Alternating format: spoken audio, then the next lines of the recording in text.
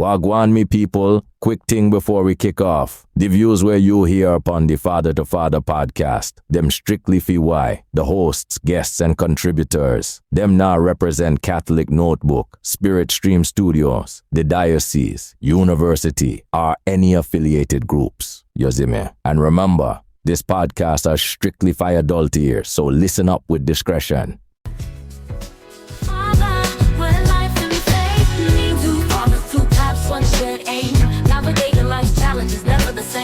In different vocations, wisdom they share. Projects and the purpose everywhere. So tune in, relax, and let your spirit find guidance from the heart and peace of mind. Welcome to Father, where life. Welcome back to the Father podcast. I'm Dr. Giovanni, and with me is my right hand, my main man, Father Greg Lambert. Hey, what's good, man? You feeling good? Absolutely. You happy? Yeah. You know what? It's times like this that I'm just reminded. When I was just a little girl, I asked my mother, what could I be? Could I be bishop? Could I be pope? Here's what she said to me. No.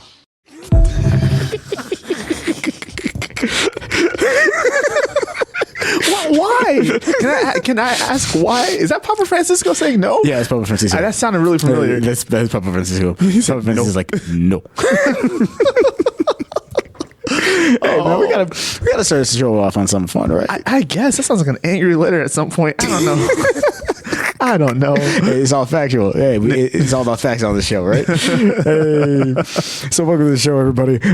You ready to hop into the game? Absolutely. In shadows deep, where truth is veiled, through whispers soft, the question knelt. We seek the path, we yearn to see. Is it a myth or reality? Myth or reality, we need to know. Is it myth or reality? Voices rise, hearts alight, truth will show. Is it myth or reality?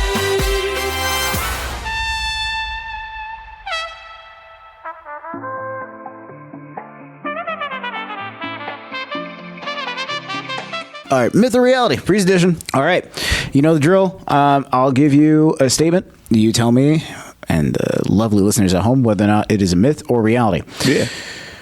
Priests can't drink alcohol.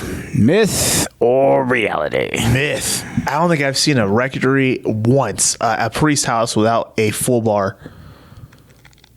And if they don't have a full bar, they have a bunch of gifts from people who give them out bottles of alcohol. And if they don't drink, that just kind of sits there. You know what? I think this is the first time I actually deeped that.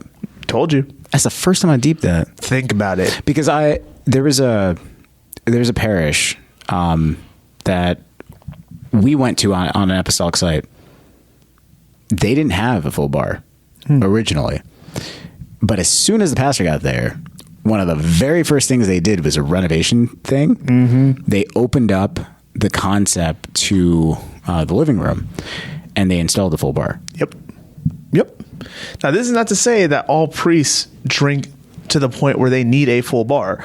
But one of the popular things that get given to priests, because there is a popular understanding and tradition of priests that do enjoy a drink or two, or even a little nightcap, people tend to give them bottles of alcohol. I got a whole bottle of whiskey.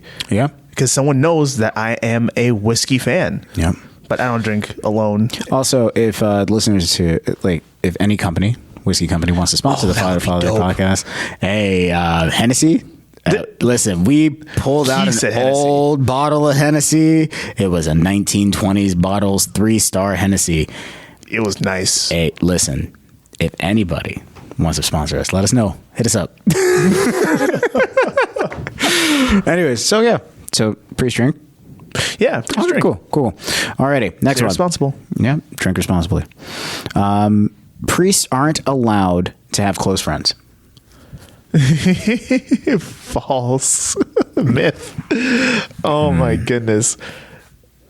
That's a wild statement. Can I read the researcher note, because keep this in mind, this is like the research team that compiled all these things of like people are saying this about like priests and stuff. Specifically, the researcher note is kind of interesting because it says their commitment to celibacy is often misunderstood as emotional isolation. Oh. That is the researcher note. It's like, because a lot of the responses was in result to like celibacy and like emotional distance and things like that. And so they kind of just said, okay, close friends as like the generalized thing. But to me, based on that particular researcher note, that makes it sound like opposite sex friends. How about this story? I'm at a birthday party. This is my birthday party. And I invited a whole bunch of people that I know and that I worked with and that had a general understanding of, and I felt very comfortable with them being there, and I still do. Right. I wouldn't change a single thing. And a young lady, she's a mother of two, wonderful teacher, great individual, respect the world of her. She comes up to me and she was just generally talking. We're having a good conversation. A bunch of other people had circled around us because the conversation got very interesting. And she was on the subject of something else. So what she was saying was more like a side note. Right. Real quick side note. And the side note was, yeah, you know, when it comes to my relationships, I always just try to be as professional as possible, but I also look for very close relationships, but it's hard. And then she had said, but I don't have to worry about that with you, Greg, because I know you're not attracted to women. You're celibate. And then just completely went on the beeline. And my eyebrows raised. I was like, wait a minute. And I had to have a question of myself, like, do I address this now? Do I need to address it? We're already on another subject. Nobody else, it didn't raise a red flag for anyone else. Like, whoa, that's not true. No. Which it makes me ask the question of, is this how you guys have been viewing me? That I am an asexual being that has no attractions whatsoever? I don't think, okay, I'll raise you one. Back in the day, and I found this out, my grandma, that's an interesting start. I know. So, Grandma Claire, back in the day, Grandma Claire would talk about how, hey, you know, the church was like this back in the day, the church was like that back in the day. And I asked her, like, hey, can you tell me about how priests were back in the day? Because, like, I was trying to compare priesthood from back then to, like, here and all that stuff. And I wanted to know what the difference was between, like, Haitian priesthood and, like, American priesthood and, you know, Caribbean priesthood versus whatever. Because I was hearing some, like, stories, and it was like wild to me. I'm like, what do you mean, like, seminary was like 15 years? Like, what is this? Yeah. Like, what is this? What do you mean you start a seminary in high school and then, like, I'm like, what is all this? So she's like, oh yeah, no, for sure. And she's like, yeah, so there was a campaign put on by the Archdiocese at a certain point when she was in high school, explaining that priests aren't gay. It was a whole campaign. And they're like, listen, we ain't trying to discriminate about anybody. What you do on your free time is what you do. But priests are not by default gay. Yeah. And they had this, and they had to go through this thing because what was happening is that the diocese were seeing a rapid decline in the amount of men wanting to join because they thought they were going to turn gay as soon as they became priests. So they were just like, yo, that's not what happens. Like, that's not what happened at all. Like, you come in, you learn, you do whatever. You don't lose anything. It's still a struggle. And so these guys were like, nah, we ain't gonna try. And you know how Caribbean people are. Like, as soon as they get the superstition thing, it sticks with them for a long time before. And so they had to be very aggressive about it. But the diocese was stuck in a really weird situation because they didn't want to like isolate the LGBT community. And at the same time, they were really trying to be like, you're not going to turn gay. Relax. Exactly. You're not going to catch it. It's fine. There's like, yo. So my grandma was like, yeah. So I remember Monsignor comes and puts us all in the assembly, and he decided to do an open panel. Oh, no, he decided to do an open panel. No. And on the open panel, he had 5 different priests. from 5 different parishes, all doing 5 different things. One was part of the tribunal, the other one was a pastor, one was associate, one was a vicar. Like, they're all doing random things. And his whole message was, it makes you a better man. It doesn't make you gay. It doesn't make you anything. And understand that your sexuality is your sexuality. Yes. And that's a discovery between you and God. So don't we're not talking about that. Mm-hmm. So don't worry about what your sexuality is. Just whatever. And then my grandma goes, I have a question. I wonder where the kids get it from. She goes, I have a question. And the Monsignor's like, yes, Claire, what is your question? She goes, you said they're not gay, right? And it's like, yeah, they're not gay. Can I ask them? It's like, yeah, you can go ahead, ask them. And she goes one by one. What was the name of your last girlfriend? Yo! Wow. So we're interrogating people now? We're interrogating people now? Well, you got to keep in mind the idea of dating in the Caribbean is not like a bad thing. So they're just like, oh, yo, if everyone tell us her name. Tell us her name. He's like, prove it. I had a girlfriend. I bet you did. What was her name? I kissed a girl one time. No, you did. Who? And so the first guy, boom. So he's like, oh yeah, no problem. It was like, make a name, Josette. And Josette something. And it's like, oh, okay, cool. And then Josette's son was in the crowd. Ooh. And he goes, my mom knows you. Yeah, I remember that. She's mentioned you before in stories. Is she still mentioning me? This is before they became priests. Like, the second dude mentioned a name. The other kid was like, kids was in the crowd that knew that mom. Third kid, fourth priest. The fifth priest said a name. Nobody in the crowd knew that name. I know, he was sweating. Nobody in the crowd knew that name. Sweating, man. And she's like, and my grandma said, would you like to try again? He gives a completely different name, and now everybody's real suspicious. And he did give a completely different name. And then my grandma's like, I knew that name. That was a man. But no one else knew that it was a man. I knew it was a man. Because at the time, they didn't have like the whole like cross-dressing thing was a thing. And it was like, yeah, people knew this person as a woman, but they weren't a woman. Oof. And so my grandma she smiles a big smile and goes, oh, I remember her. She lived in my neighborhood yeah. It's unfortunate that she died. And then he goes, she's dead? It was a deep connection. She's like, she's dead? It was a deep connection. It was like, yeah. But, okay, cool. And he's like, thanks, Monsignor. And Monsignor's like, you see? And then she cry in the car. He says, Monsignor said, she said, the Monsignor said, you see, this is what Jesus does. It doesn't matter what your past is. It doesn't matter where you came from. It doesn't matter who you are or what's in your bank account. Jesus will take anything and transform you from a boy into a man to serve him. And I was like, with consent. Oh my goodness. That is the thing that they used to say in the 60s and 70s within seminaries and priests. They would say, we want you to have fraternity, but no particular friendships. And that's in quotation marks. And the term particular friendships would be made for men who had very close and more intimate relationships with men. And not in the way intimate, like, oh, we're just going to like have a good conversation by the campfire. Right. It was more like, we're going to do things with each other. Right. So that's what that meant. Right. Well, and you know what?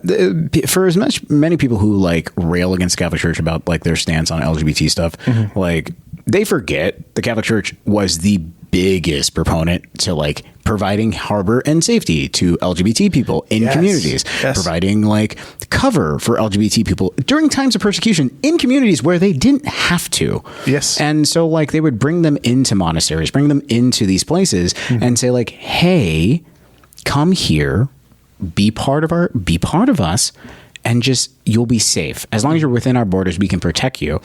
And people forget that. They forget that. So it's like, listen, rules are rules. Rules are rules.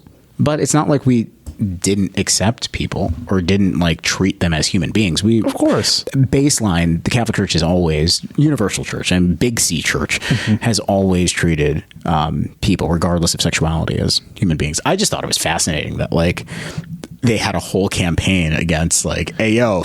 Unless you know what the general culture thought about the situation. Oh, yeah, dude.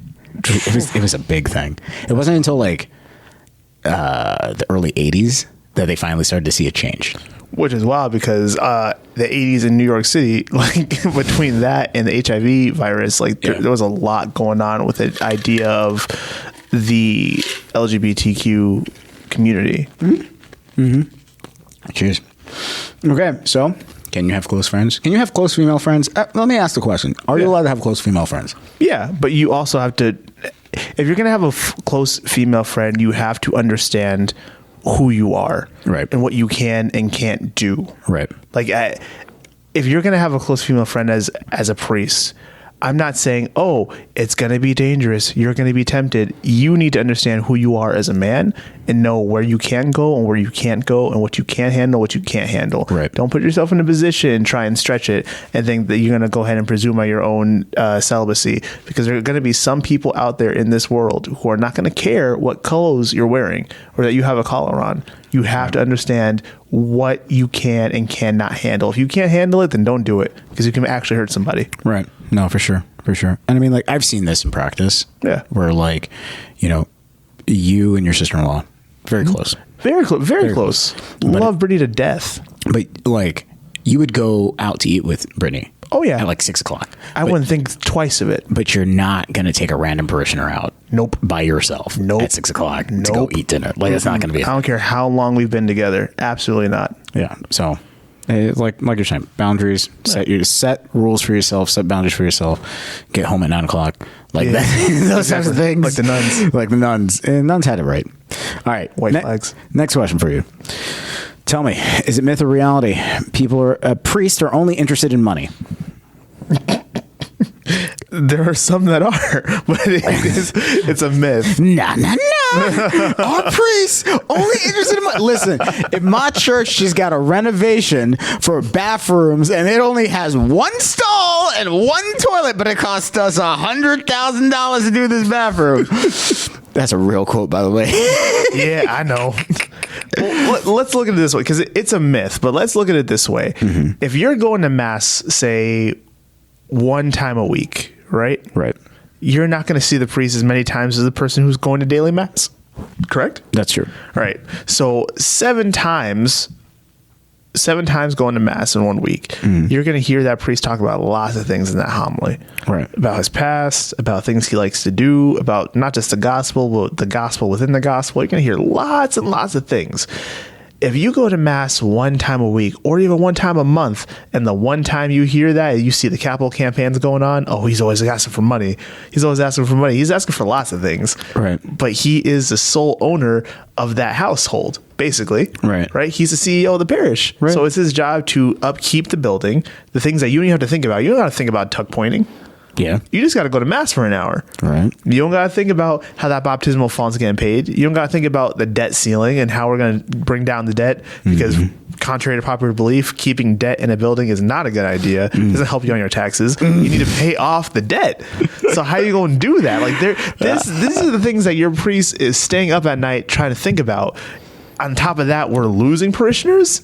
How are we going to pay for stuff? That's stuff that keeps him up. So when we say things like, oh, well, the priest only cares about money, like, well, he has to care about money in some way, shape, or form just in order to take care of the physical building. Yeah. And then there's outreach stuff. How are we going to feed the poor? And then how are we going to get these 2 charter buses to get the youth group all the way to Atlanta, Georgia to go to Steubenville? Right. Like, things like that keep coming up. So does he keep talking about money? Yeah, because the money's still needed. Yeah. It is what it is. I got a question for you. Yeah. You can tell me whether or not you can choose whether or not you want to answer this question. All right. Because again, researcher note, it's saying it's pulling from scandals involving financial mismanagement, creating lasting damage to trust. Now, I understand what you're saying about like because what you just got through saying is exactly what you hear a lot on Sundays. Like, oh, priest always asking for money. It's like, yeah, John, but you're only here like once every other Sunday. That's 1 hour a week. You should also go to confession about that because you're required to be here every Sunday. Yeah. Like, what's going on, John? But like, that's neither here nor there. Like, when we're looking at like major financial crisis. Yes. Like, okay, a case in point. You have a diocese that I'll just even use our archdiocese of Dubuque, right? Okay. We have a massive shortfall.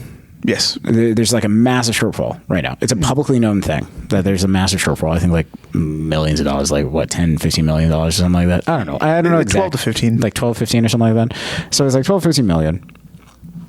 And that's publicly known. People look at that number and go, I don't know. Because when they go back to like the 90s, they go, you were also short 20 million in the 90s. Didn't we raise the 20 million for the 90s? So what happened between the 90s and the now and the fund that we're putting this money in that there's less people to pay for because they've died? We have fundamentally less priests. Yeah. We're getting less services. Like, a lot of things are far less than they were before. So why are we constantly having a shortfall? And I think that's where people start to get a mistrust about like finance campaigns. Because you look at dioceses like the Diocese of Orange. Diocese of Orange is one of the wealthiest dioceses in the world. But they don't question. They're just like, okay, it sounds good because their houses are clean. Diocese of Palm Beach, incredibly wealthy. I think they're number two, number three. They themselves, you go to any parish there, they're able to pay for their books, they're able to take care of their parishes and things like that. So like, you know, it's one of those things of like, I think when it comes to this whole priest only interested in money, can you speak on that? Like, why is it that you'll look at some dioceses and they seem like they have their stuff together. Yeah. But then you look at another diocese and you're like, you're constantly short. Yes. And so if I'm a parishioner and I'm looking at it, like I look at myself and I go, I originally lived in a place where they managed their money well because they didn't put the pressure on priests to manage the money. They hired accountants. Mm-hmm. And so now I live in a place where they're putting priests who don't have accounting degrees to manage money. They're sitting there going like, yeah, whatever. And we're constantly short. Something to me says if 1 + 1 = 2, mm-hmm. maybe we should stop trying to reinvent the wheel. Well, one of the more controversial and also often difficult thing about seminary is that we don't take an accounting class. Not one. Wait, pause. I just said, And that washed over me for a second? Yeah. Question.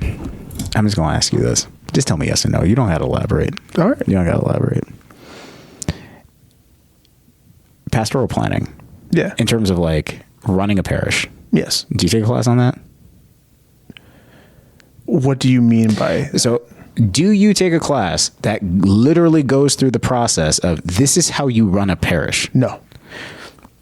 Okay. Do you take a class that tells you this is how a structure of a parish works and this is what you need in order for your parish to be functional? No. Okay. Do you take a class on building like a church community? And this is how you practically build a church community. These are the pieces or pillars that you need. This is your role and this is how that works throughout that. Listen, we got theology. But what we do to mitigate that, okay, because I understand that what you're saying is a problem, because I acknowledge it. It is a problem too. But what we do instead is do the summer term semesters. So exactly. Hear me out. We listen and we don't judge. No, I can't. Not on this. God, because effectively, because I'm trying to route this through my own field. Effectively, what you just told me is like, hey, you're going to be a mental health counselor. Yes. You're going to go through 3 years of hellacious training. Yes. For that, and you're going to do another 2 years being supervised, and then you'll be a permanent licensed person. So all in all, it's going to be a 5-year program. It's going to be tough, but you're going to get through it. Great.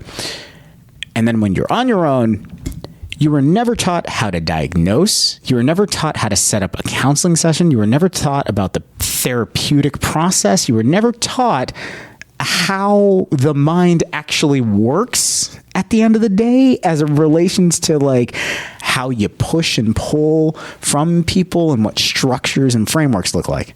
You're not taught any of that stuff. I mean, we got all like the stuff surrounding it, like the theology and the philosophy. You taught us about Freud, and that's it. And then you taught us about like some of the theoretical orientations, but you took out the one part that was like, hey, yo, and this is how you apply it to your everyday life. Yeah. Oh my. Okay. It's not the same thing. All right. So it's like at the same time. We listen and we don't judge. All right, fine, We fine. listen and we don't judge. But you're right. Like we had to do years of training. So we didn't just do 5 years. I did 9, right? Technically 11 with all the things in between. Right.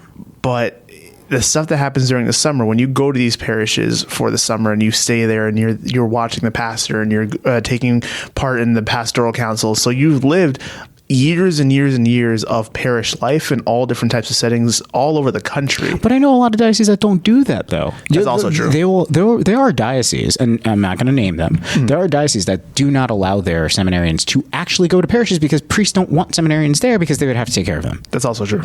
So then it's like they don't even get that summer experience. Yep.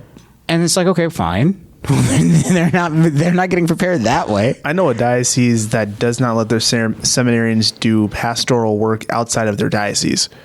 So if they're in the seminary and they want to do pastoral work, they have to come back to their diocese to do pastoral work. They can't do it anywhere else. How is that even practical?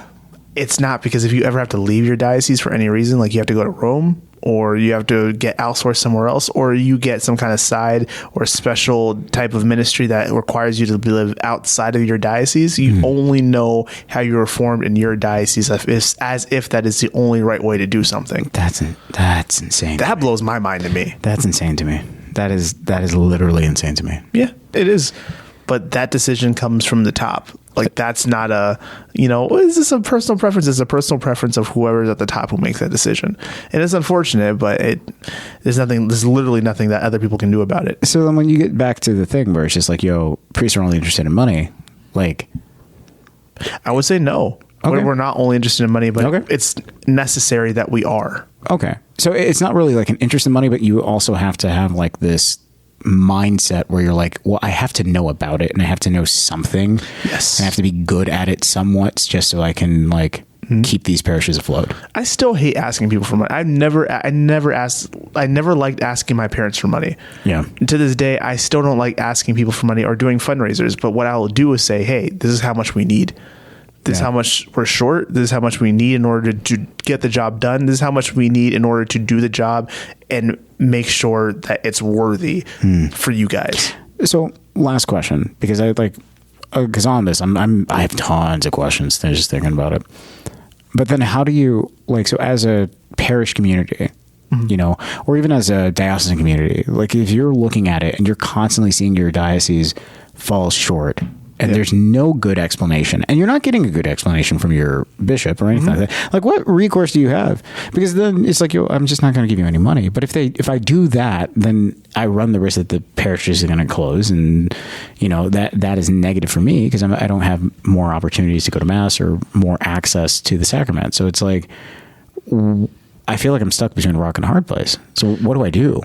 Well, I would say, and that is a very unfortunate situation, because personally speaking, I think the next big scandal that the church will have to deal with is not going to be a scandal of sexual abuse. I think that scar has been put on the capital C church, and we've dealt with it for years and years and years. I think the next big scandal is going to be finances and money laundering. Yeah, I can see that. I think that's the next big one. Well, because you do have a lot of people that and I'll say it, like a lot of finances that get released publicly don't make sense. Yeah. And there's a lot of people out there who kind of go on I don't even know if there's a way to say this, like the old sensibilities of handshakes and, and this person just always has the checkbook, and there's not a lot of checks and balances. Like there isn't a procurement. It's wild to me that there's no procurement process where like the church is required to like put out open bids, because you'll see the same person do it for like 30 years and you wonder, why are you doing it for 30 years? Yeah. Like how much are you getting paid to do it for 30 years? And then you look at the materials that they put out and you're like, this is not that good for you to get paid. Why are we paying this? Like, what are we doing? That's a good question. That's an honest question. But you know what? We ain't here trying to solve the world's problems. We're just here trying to figure out whether it's a myth or reality. Hey. In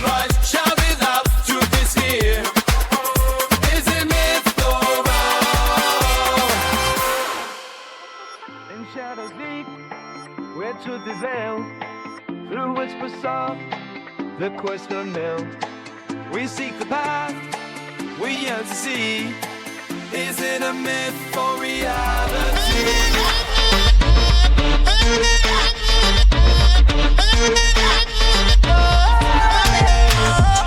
Say my name, don't be scared now.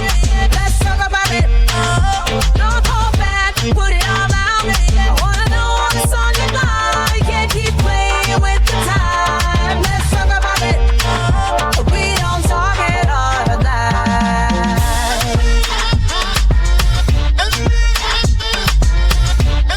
The main segment today we're talking about is boundaries and burnout. Ooh. And so basically, at the end of the day, being in service, engaging with people, that's all great and dandy. But without boundaries, things tend to lead to burnout. And so what I just want to throw at you is like, a lot of times we just say yes without really thinking about it. So let's talk about when it's appropriate to say no. Yes. And when no is far better than saying yes. And so, like, when I think about the situation and when I think about this particular topic about boundaries burnout, there's a couple of things we got to do. Is we got to define terms. Yes. So boundaries are going to be things that keep you in check and have no bearings on the other person. Correct. Okay. So it's like, and for everybody's listening, like a lot of times you're going to go through Instagram. It's like, yeah, set your boundaries. And then that person violated your boundaries. Like, no, people cannot violate your boundaries. The only person that's going to violate your boundaries is you. You can have rules and people can violate your rules. But a lot of times what happens is we conflate rules with boundaries because we want to be able to control the behaviors of other people. And that's not how relationships are predicated. And that's not how relationships work. As much as we love to spend time with people, as much as we love to engage with people, we can't control them. And that's what makes a beautiful relationship, is knowing that when someone is engaging with you, it is their free choice that they're engaging with you. Yes. If someone sacrifices for you, it's because their free choice that they're sacrificing for you. Yeah. So to sit there and say like, oh, they violated your boundaries, that is an incomplete and a misleading statement. What happens is you violated your own boundaries. And then this person just did what they told you they were going to do to begin with. Yes. So if you have a boundary, it means that your life is now going to be defined. The purpose of a boundary is to define where your house is, not to define where your neighbor house begins. Yes. Keep that in mind. It's to define where your house is, not to define where your neighbor house begins. Yes. And as that goes, you need to establish, is this a hard line? Is this a soft line? So if all your soft line boundaries are going to be things that you know, there's some give, there's some leeway. Yeah. Your hard line boundaries are going to be things there's absolutely no give and there's no leeway, and you have to be willing to make those decisions. So if something is coming close to that, you have to decide, either I end this relationship, either I walk away from this, either I don't engage with this person, or I change my boundary, because really, if I want to engage with this person, that's what this is going to take. Yes. And the way that you know whether or not you need to make an edit through your boundaries is how much resentment you feel towards what you're doing and who you're spending time with. A lot of times that's going to be your first step. That's going to be your first emotion that hits you. Oh, these people are always using me. Oh, I'm always super tired. Oh, I always feel like I got to do everything at this job, at this company, within this family, this, that, and the third. That resentment that you feel comes from the need to edit and also follow up on the boundaries that will make things appropriate and also life-giving for you. How many stories have I heard about someone who died in a family? It was a parent, mother, father, grandfather, grandmother, best friend, and all of a sudden a lot of the funeral processions, the plannings, the dinners, all those things kind of falls to one person, and the resentment that they feel because they loved their person that died, but now they feel an intense amount of resentment, negativity, anger, unjust emotions towards their family members, towards their friends, because in a time of need, everyone seemed to scatter and all the weight fell on one person's shoulders. And now I have conflicting emotions about my grandpa dying. I feel guilty because I have to do all this stuff, but I don't want to do it. I don't got the time to do it. And I'm running myself rugged 14, 18 hours a day, not sleeping because I love my grandfather, but it's all on me. And why is nobody helping me? I hate this. And you know, that individual can be in session with me. Right? And I'll look at them and say, so why are you doing it? Oof. And they will look at me like I just cursed them out. Yes. Yeah. But immediately, of course. But it is a fundamental question. If you don't want to do it, why are you doing it? Because they feel obligated. And that's the thing. Are you obligated? You're not. Or is it something that you're doing because you want to do? So you can't have it both ways. It's like if you said, hey, I want to do this for my grandfather, then it really doesn't matter how much you're doing. You're doing it for your grandfather, right? Exactly. And you're making a decision that, hey, I'm doing all these different things. And if no one else is participating, no one else is helping you, then why aren't you doing it in a way that makes sense to you? Yes. I'm sorry, but if you didn't put in work or money or energy into this particular thing, Let them know. why do you have a say at the table? I'll let you know this. If I'm planning a vacation, because now it's getting real. If I'm planning a vacation and say I'm going to the Bahamas and it's going to cost me $1,500 for my room and for my airline flight, right? And all of a sudden, someone else hears I'm going to the Bahamas and my family and says, hey, Father Greggy, my boy. We don't even got to use a fake example. We don't even got to use a fake example. Dude, remember, we went on a vacation. We all went on vacation. You were like, yo, I want to go to the Bahamas. Oh, yeah. We were all quiet about it. Yeah. All of a sudden, Brittany perks up, we can go to the Bahamas. I was like, I wasn't asking, but okay. It was like, yeah, it's fine. And then so what started off as just like a one-person trip turned into like a 3-person trip, and then turned into like a 5-person trip. We gotta bring the girls. Can't leave the girls along. I'm like, yo, I was just going for this ordination, but okay, that's fine. And then went back down to a 3-person trip because it was like, hey, okay, cool. Now we got reasons. Now we got babysitters and all this stuff. But when we finalized everything and it was a 3-person trip, right? There's the 3 of us. Fine, great and dandy. We paid for a portion of it. Absolutely. You paid for a portion of it. Yep. You know what? We got to figure out what we want to do. We chopped it up and we figured, hey, we want to go here, we want to go there, do. But remember, there's something I didn't pay for.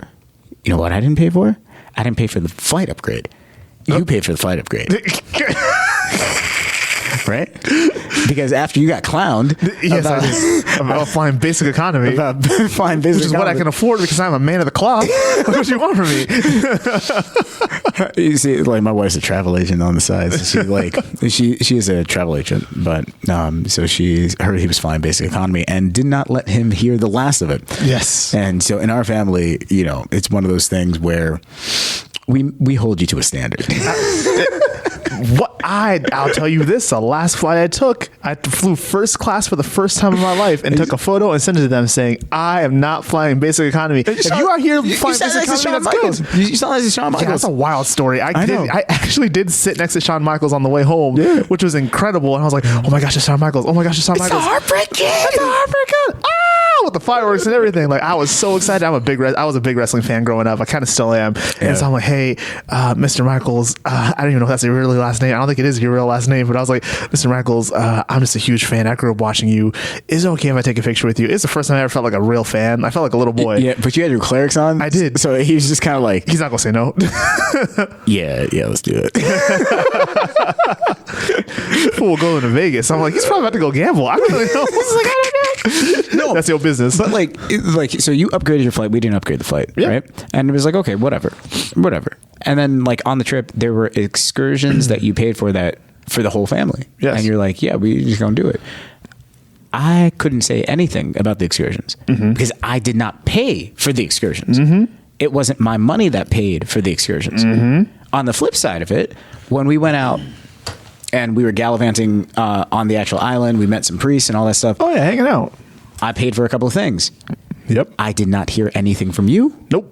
Or any of the people that we were with. Nope. That said, hey, how come this ain't this? How come? No. I'm not going to ask how come I don't get the best expensive tiki drink and I don't get the take home mug with the hula dancers, like, because I'm not paying for it. So therefore, why would I ask for more? Right. It's not my money. Exactly. So I'm not going to be the one that sits there and says, whatever. I'm not putting anything into it. I'm just coming for the thing. That's courtesy. And so at the end of the day, I think a lot of times what's happening is people are putting all this pressure and saying like, I need to have a say. And it's like, if you want to say, then you need to put something up as collateral, as in your time, your money, your sweat, Something. your blood, But you know what? A lot of times what happens there is that then people start to look at it and say like, but I don't want my relationship to be transactional. Newsflash. It's going to be transactional. A majority of your relationships are transactional. Sacrifice will be transactional. If you do something incredible for another individual, and at the end of the day, you want to be cool and just walk away like, you know what? That's just what heroes do. And like whatever you think is going to be in your head. When you do great sacrifice and great acts of love for an individual, that is a bit of a transaction because someone looks at that and translates that as that person loves me. Yeah. Like if you are a good, healthy, speaking, individual, you think that person really loves me. Yeah. Why? Because they showed up to my grandfather's funeral when they live in Kansas City and I live in Iowa. Yeah. They had to drive here or I had to take a flight here just for me. Yeah. That means that person loves me. And so you're going to either get a really great card or forever. The next time you're in trouble and that individual has the ability in earthly splendor to try and do something to help you, they most likely, if they are a good person, will do that. Yeah. I mean, even if they're not a good person, they're going to be like, I owe him one. I owe him one. It's like, oh, they came all the way. I got to. I guess you can stay at my house. Thanks for the candy bar. I mean, yeah, but that's the thing though. And that's why that's why something like Jesus dying on the cross. Yes. Right. Yeah. That is the pinnacle of like agape love, because that is something where there is no reciprocation. Exactly. Like there is nothing that we could do to reciprocate that back. And so if we are engaging with other people and we're saying like, yes, we're doing it to be sacrificial, words have meaning. Yes. So if you're going to say like, I'm doing this the same way God did this for us, then why are you upset? Yes. Because there's a lot of people that don't care. You know, the other side of that sacrificial love and Jesus dying on the cross is the other part of the Quo Vadis story with Peter. Yeah. He's walking away from the city from the persecution of Emperor Nero and he's going to die. He got told he was going to die and he's already clear and he's safe. He's on his way out of town and then he sees Jesus carrying his cross back towards the city and he asks him, Quo Vadis, where are you going? He says, I'm going to go die for my people. And Peter goes, He's like, I was just going to go on vacation. I know. I just made it clear and smooth. I'm already old. I was about to go live the rest of my life. That's why Peter decided to go upside down. Exactly. Because he said, I was not worthy to be crucified the way that my Lord was. Because I tried to run multiple times. I ran when he was getting crucified the first time.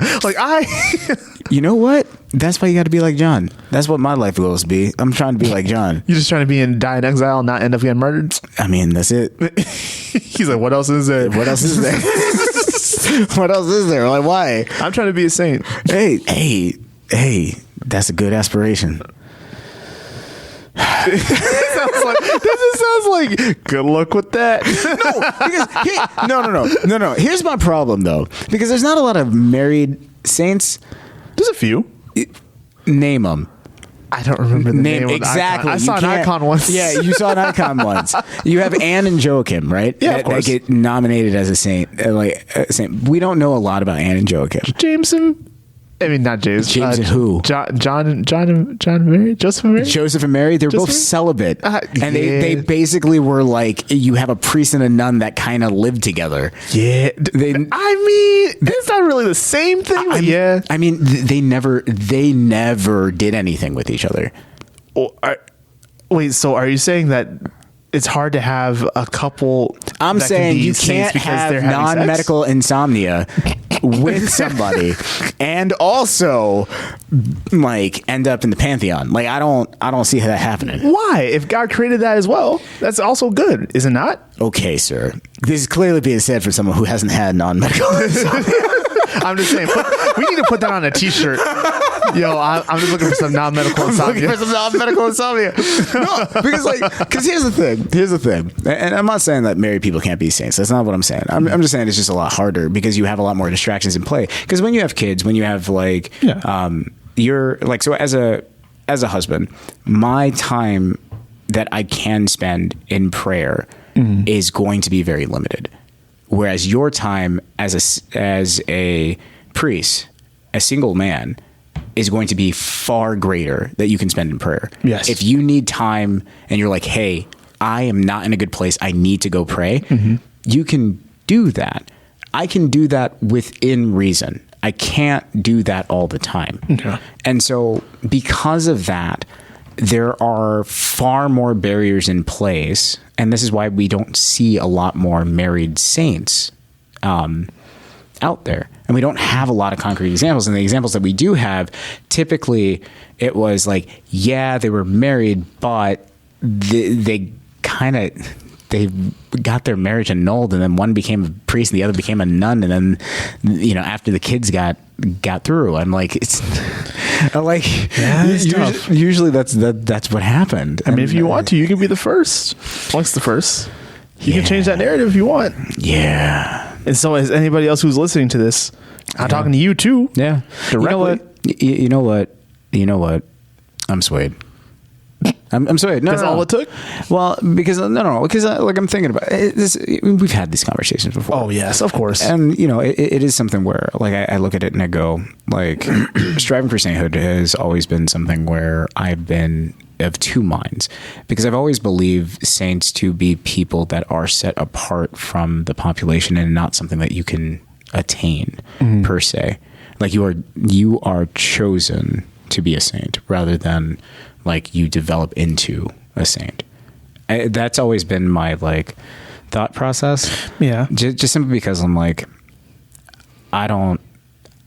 it's a different type of person to become like Saint Jerome or Saint JP2 or Augustus Tolton, or like, it's a different mindset. It's a different charism, a different personality to be that, and you have to be divinely chosen. And that's how I've always viewed it.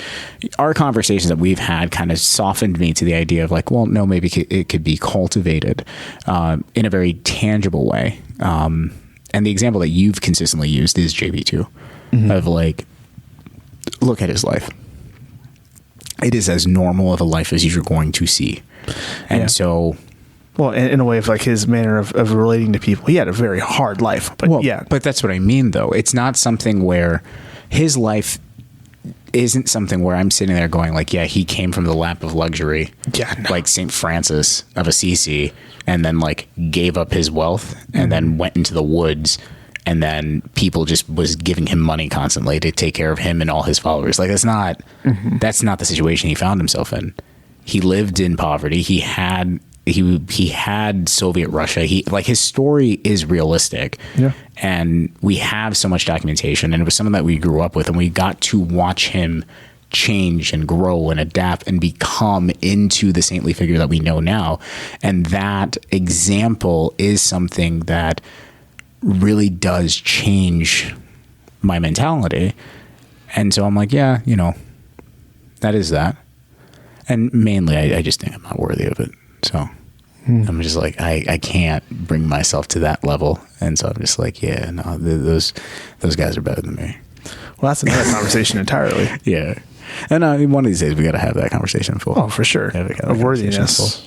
Yeah, worthiness. It's like, I'm not worthy. I'm not worthy. But you know, so we'll do it. We'll do it. I mean, I'm going to get there. Yeah. And I know you being petty, you're not going to let me get there. No. Ain't no way. Ain't no way. Like, we're not dying as and companions. Absolutely not. We will be known as the Brothers in Black. I don't care. You heard it here, folks. Okay. Let's end that segment. There you go. All right, cool. Say my name, don't be scared now. Let's talk about it. Don't hold back, put it all out. I wanna know what's on your mind. You can't keep playing with the time. Let's talk about it. We don't talk at all.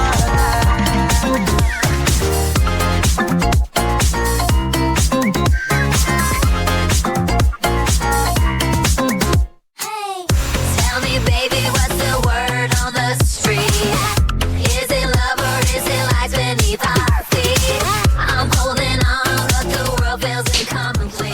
just like last time, word on the street. These are hot takes. These are kind of fun.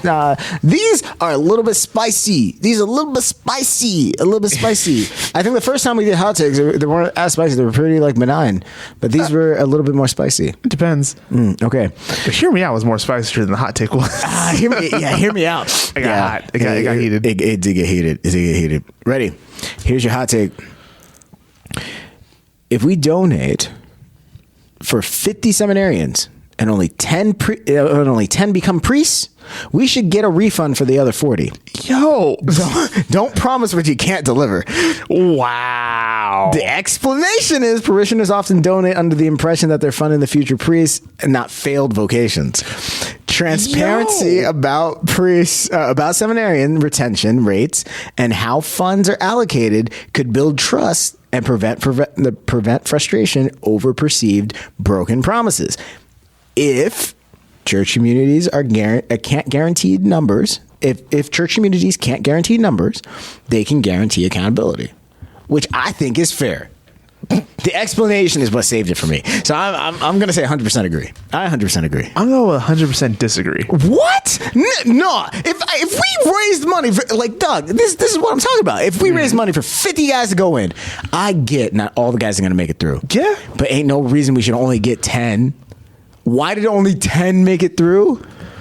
And then I see 20 of them become priests for other places. Like, that's not fair. What happened to the money? No. What happened to the money I put in? I put in all this money and then you let them go? You told me he discerned out. Next thing I find out, he's in the middle of somewhere else. In the middle of Kansas talking about, this ain't Florida no more. Like, yo. That's how I got to Iowa, Doug. No, you were on vacation, though. For a little bit. Then I wasn't. No, you weren't. Hold on, a year off. I know. You helped out with the house, though. It was great having you home, though. No, it was great. I got to rebuild myself. It was nice. Yeah, it was nice. No, but what you saying? You 100% disagree? I 100% disagree, and here's why. Because from the perspective of a guy who was a seminarian for a very long time and went from diocese to diocese, if an individual pays for all of my schooling, and no one ever looked at me and said, "Yeah, I'm just going to write you a check to go all the way through." That's not how that goes. But if someone were to pay for all of my schooling all the way through, the amount of guilt and obligation I would feel for leaving would be immense. Well, I don't think they're talking about the specific guy. I think it's more so because the explanation was like, if we're funding we're funding priests and not failed vocations, like, then let's fund priests. And I think at least the way I'm interpreting it, I'm interpreting it as more so as like, hey, we should have, like, if you're going to raise like $20 million for seminarians, but then when I see the poster and I see like 30 guys, but I only see like 1 or 2 come out of the 30 guys on the poster. I mean, that means that wasn't for them. But all 30? All 30? It wasn't for them. Pick different guys. I can't, dog. That to me, I can't. I can't rock with that explanation. Yeah, that's between you and God. I can't rock with that. That's fine, but I can't rock with that explanation. Like, in no other context does that make sense to me. Like, you can't get 30 guys together and then be like, yeah, you're going to go through this process. And then all of a sudden, 28 of them just go like, whatever. Because it's not like they come out like Navy SEALs. That's my thing. If they came out like Navy SEALs, I get it. Mm-hmm. Like, it's so rigorous. It's so hard. It's so, like, difficult. It's whatever. But we don't even know. There is no rubric that gets published by the seminary that goes like, hey, this is the thing. Well, I mean, they have the PPF. They're going off the PPF. Yeah, but like, there's no actual rubric that says like, hey, this is what is required of you. Case in point, St. John Vianney. Mm. You got in trouble if you did not iron your shirt a proper way. Yes. And it was a specific way that you had to iron your shirt. Yes. And it had to have a certain amount of starch in it. Yes. That's not in the PPF. Nope. That's individual to that seminary. Right. It has nothing to do with the PPF. But there are guys that got in trouble so many times because of that, that they're just like, hey, yo, you got to take a year off. Mm-hmm. Now they're priest, but they had to take a year off. Well, some of them are. Yeah. But like, they had to take a year off because they got in trouble so many times because they were unable to iron their shirt a certain way. But then again, I looked at their schedule. I'm like, there's no way you're going to be able to like press it to the specifications unless, you decide not to sleep for a couple hours. I see that situation. I'll raise you one more. Okay. At another seminary that I went to, I got in trouble with my formation advisor. Him and I had a meeting, and he said, "Hey, Greg, we need to talk about the length of your nails." Word? The length of my fingernails. That's not in the PPF? It's not in the PPF. And I said, "What's wrong with the length of my fingernails?" Mind you, I'm not going around with I don't even know how to say it. Overly long fingernails, feminine fingernails. I don't know what to tell you. I'm not going along with like Edward Scissorhand fingernails. Yeah. That's not what's happening here. But he said the length of your fingernails are too long. I said, "Oh, okay. Well, I'll cut them." Like, no. I was specifically told in a meeting with all the formation advisors and the rector that I need to be sure to tell you that you can't be having your fingernails this long. And I said, "Oh, I didn't know that this was that serious of a situation." And I kind of started to chuckle a little bit because like, this is kind of ridiculous. Yeah, no, it really is. Sorry. I know you're trying to take this seriously, and the fact that you're taking this so seriously is making me laugh. And he's like, "Yeah, it came across very serious. And the reason that it came across seriously is that someone in the meeting, because this is when you know someone's guilty because they never want to say who it was in the meeting that said this." Right. He said, someone in the meeting said, if his fingernails are that long and he's not cutting them, what else is he dropping the ball on in formation? What? Dog? So serious. I'm embellishing none of this. Oh my goodness. And so I got shocked. I was like, I'm sorry. But how did they, was I somewhere in the seminary and they saw my fingernails? Like, I'm walking, my hands are moving. Like, I'm in class. Was it a teacher? Was it a seminary? Like, who said, and when did they observe my fingernails being so long? How did I got the time to observe your fingernails? Oh, I'll tell you. I got told this because it was the rector at the time. And the rector at the time said that we were having community mass on a Wednesday. Mm-hmm. And I walked up for communion and I put my hands out to receive communion. And when he placed the host in my hands, he noticed how long my fingernails were. So he told my formation advisor that he needed to tell me to cut my fingernails because I might be cutting things off in formation. What does that have to do with the PPF? It's been years and I have no idea because it has nothing to do with the PPF. But that's what I mean, though. Like, so there's a lot of guys that are getting clipped for things like I understand that there's a standard for stuff. I can't think of clip. Listen, I get there's a standard. I'm not saying that we shouldn't have a standard, but to a certain degree, I think the standard's a little ridiculous when you don't even publish, like, hey, these are things that will kick you out. Like, if I went to medical school, they have a list of things. It's like, if you do any of these things, this we will kick you out. Yes. I don't know what those things are for seminary. I can tell you this on my formation evaluation that year, at the end of the year, because you get a whole write-up. Yeah. And it's long. It's like pages long. Oh, yeah. And breaking this dude down. Oh, we need to do an episode when we read. I can read my old one. You want to read one of yours? I can read one of my old ones and I can read my most recent one and we can see the difference. Oh yeah, okay. Sounds good. Sounds good. I'll read one I had at the beginning of the year and then one I had at the end of the year. And you can see the difference. At the end of the year, this is how it was written in my official file. Like, this still exists in my priestly file within the diocese from years ago. Right. It said that Gregory, because that's how I was addressed, Mr. Lambert, Gregory Lambert, we addressed issues that he had with his hygiene. Wow. That's how it's written. It's hygiene. It's vague hygiene. Wow. And like, that sounds like I'm not showering. Yeah, that sounds like I'm dirty. But that's a completely different issue. That's if someone says like, "Yo, he's having hygiene issues," that's a different issue from he doesn't clip his fingernails. Exactly. But on the next sentence, because they will do this, on the next sentence they put in parentheses fingernails. He addressed his hygiene issue. Wow. Fingernails. So if you stopped reading a line before that, or you just clip that line, wow. This dude is dirty. He don't shower.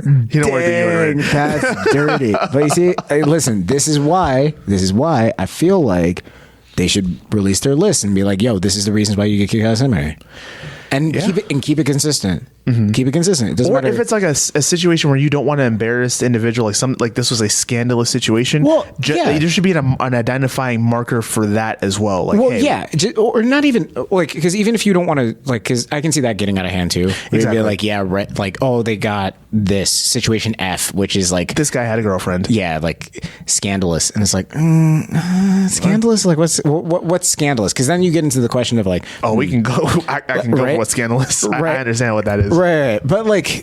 But also, let's just be fair. Scandalous in seminary could also be like a girl kissed you on the cheek. Like you didn't do anything. The girl kissed you on the cheek. That's scandalous. Or you got found at a certain hour late at night walking with a female. Right. You didn't even have to do anything. Right. And that's scandal can be. It is what it is. And when we say late hour, it means like 9 o'clock. We're not talking about like like the sun was down. It was nighttime. The street lights were on. What were you doing at Kendall Mall with this individual? It's just like, yo, what are you talking about? It's a mall. Like what? There's thousands of people around. Like what? But it was 9 o'clock. And it was close to curfew, and you were with the female. What was going on? You see, that's the type of stuff that I feel like shouldn't be factors to get guys. Like it is what it is. We can talk about that more. But here's a hot take. New hot take. That bad, huh? Yeah. Priests should get a relieve yourself holiday. No. Or a No. Or one designated girlfriend. Better than pent up frustration spilling into the pulpit. Nope.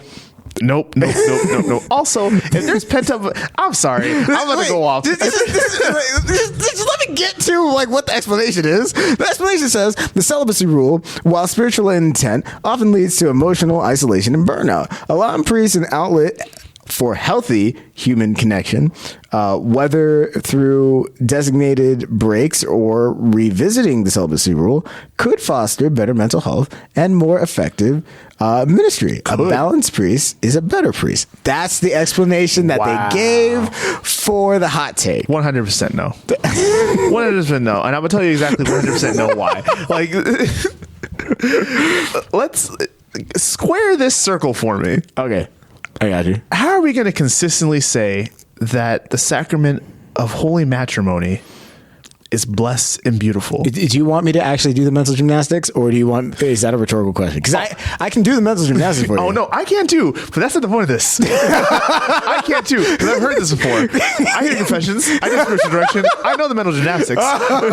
Because really, if you want to go there, it's just basically like, hey, yo, are you not married to the church? And am I not part of the church? So aren't you just partaking in the things that you've already committed yourself to? Nah, you're a cousin of the church, and that's this ain't the South. Like, we can do this. Sorry to all my Southern people. I'm Southern too. Just know it's all the family. Get it? Anyway, so Pause.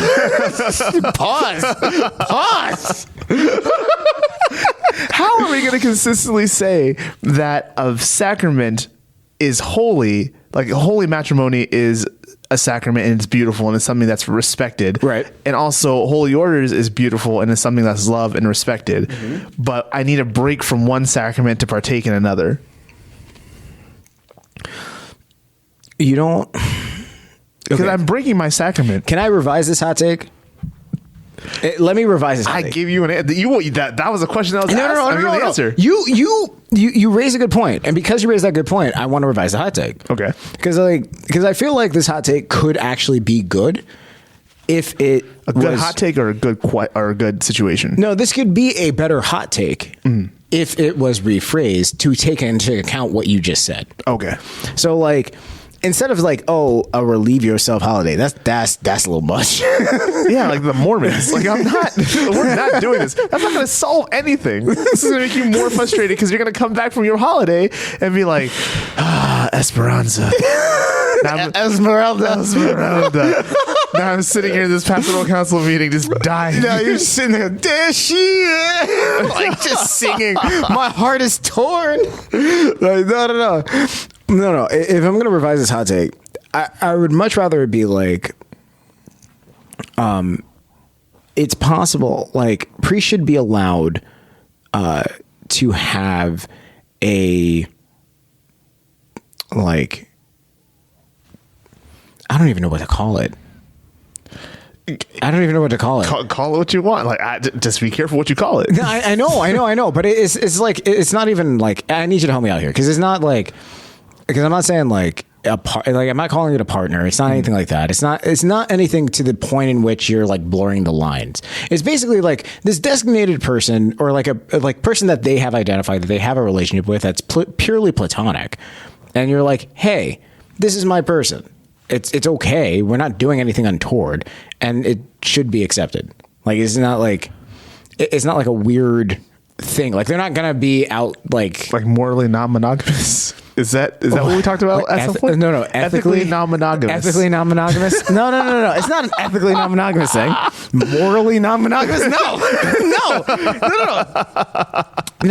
It's more like, hey, because here's my thing. It's difficult for men and women to have relationships with each other without their developing some type of feelings, right?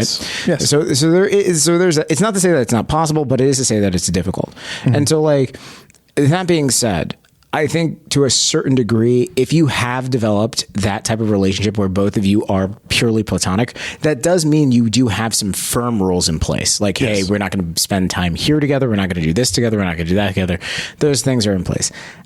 I also, just dealing with priests, watching priests, like counseling different priests, things of that nature, have noticed that the priests that do have that person in their life function a little bit better than the priests that do not have that person in their life. I actually agree with that. So like for me, if this hot take was more like you should have one female that you have a properly functioning platonic maybe that's what it is, properly functioning platonic relationship with, that you're able to interact with and not have the sexually charged like emotional rhetoric between. It's just like, hey, I'm able to spend time with you and I feel comfortable. You're able to spend time with me. We feel comfortable, but we're doing it in a very structured way. We're not going to put ourselves in positions where like, oh, I'm over at your house at 9 o'clock at night drinking wine. Like, no, that's not going to be the case. But like, yeah, you can come over to the rectory at 3 o'clock in the afternoon with your family. That's fine. You want to come over you want to invite me over for dinner? Cool. That's fine. I mean, like those types of just standard like life things that would be appropriate outside, I think would be fine. It's like the integrated life stuff. I agree. And that's, I think that type of hot take would be better than like a relieve yourself holiday. Which is wild. Yes. Because sorry. This is so jarring when you say it that way. Relieve yourself. That's so gross. Listen, it's the Catholic Noble Research Team that said like, listen, we are changing the language. Oh my gosh. But look, what we were describing just now, I have a handful of female friends and they were all at my ordination. Yeah. Those people are on record, on film, like they're on my. Yeah, these are the people that I love and care about, right? And some of them are married. Yeah, so it is what it is. Yeah, and they're healthy people for my life. And I think that ultimately is the thing. Is like I think to a certain extent, priests should. There is this weird thing that happens in priesthood, and I don't understand why that is. And I think most of it is just to avoid scandal, but like some of it's to avoid scandal. Sometimes it's to avoid the temptation. Like if an individual feels like they cannot handle it, they just kind of shut out any temptation that can possibly come, which ends up shutting out the opposite sex. That makes sense, because like for a lot of priests that I've dealt with and I've counseled. Especially even the ones that have struggled with like sexuality and struggled with like, you know, dealing with this part of themselves. They're like, hey, I don't know how to deal with this. Having to go through and develop a relationship with someone of the opposite sex, but understanding like I need to have strong rules in place and learning how to have conversations and learning how to interact in that way was very positive for them. And it turned out to be very good in terms of their overall like development, because then later on, after they've moved on from that person, they found themselves more at peace with their own celibacy, because they're like, oh, okay, this isn't punitive to me anymore. And I think there is some priests, not all priests have to deal with this, obviously. Some priests accept it outright, other priests don't. Yeah. But like there is that punitive nature that I think some people just perceive celibacy to be. And it plays out that way. I don't know. I go back and forth on this, on what people even perceive celibacy to be, because I have so many different conversations that sometimes are very edifying to me, and sometimes they're very concerning to me. Yeah. Because everyone has a different idea what celibacy actually is. Yeah.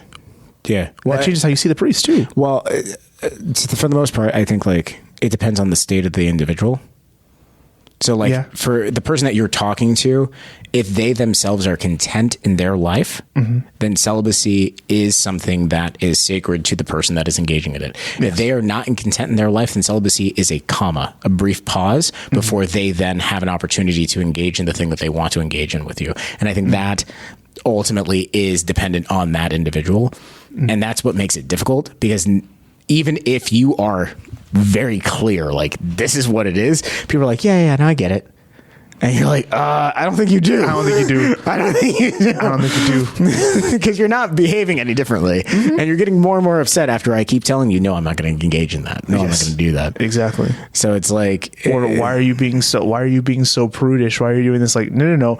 I'm not being prudish. You asked me, a single woman, you asked me to come over to your apartment at 9:30 because you are having a situation that you're not willing to tell me what it is. right.